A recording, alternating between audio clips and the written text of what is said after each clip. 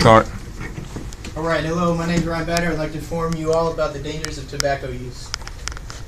Some people may say they have smoked cigarettes in their entire life and think that they are okay because they're still alive. While this may be true for a small percentage of people, it is not reality for most consumers of tobacco products. This decision is yours to choose life or death, and yes, I say death because that is the end result. There are many consequences that occur from tobacco consumption: damaged lungs, deteriorating health and appearances, loved ones being lost every day, and their family members to take on the possible financial burdens, but most of all, the emotional toll it will take after the consumer has died.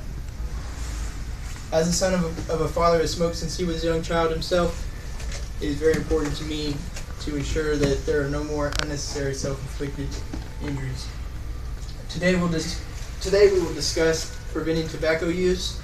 Much of the information I'm going to use came from the Centers of Disease Control and Prevention, the Journal of National Cancer Institute, and from the first to the last ASH, the history, economics, and hazards of tobacco. Tobacco has been around for centuries, being used by American Indians, indicated by the drawings. Tobacco was the first crop grown for money in North America, Jacobs, 1997. To no surprise, it's still making big money. Now we lay down a little foundation of how the tobacco industry kicked off. Let's cover the risks. With everything, there's a consequence.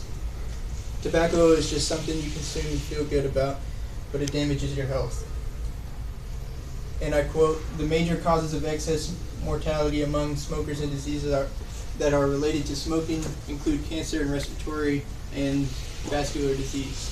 End quote. That was from the CDC 2015. People could realize that stop smoking increases your chance to live longer by 3 times. That is also from the CDC.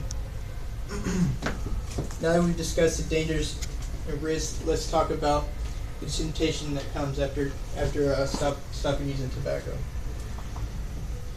Like quitting anything else, there are usually temptations that you fall back on into that bad habit again.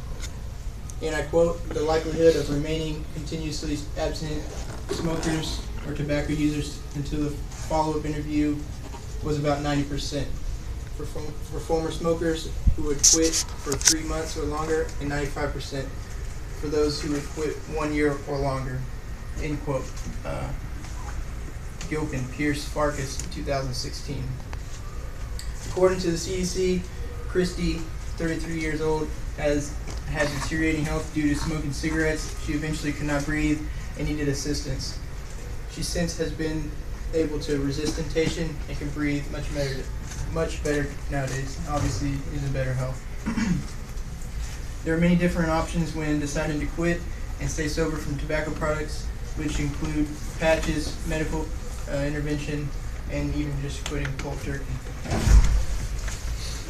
Risk and temptation are just two of many things involved with tobacco products. So let's go over what we just covered. There are many ways to distress and feel like you need to find other ways to make you feel better. Turning to tobacco products will not only hurt you, but also your loved ones. There are so many risks involved and nobody thinks about when they decide to use cigarettes and such. Temptation will always be there, but you have to be smarter than that. Please just be very cautious in your decisions. Think about your loved ones before you decide to possibly become addicted to tobacco, which is like any other drug. Say no to tobacco.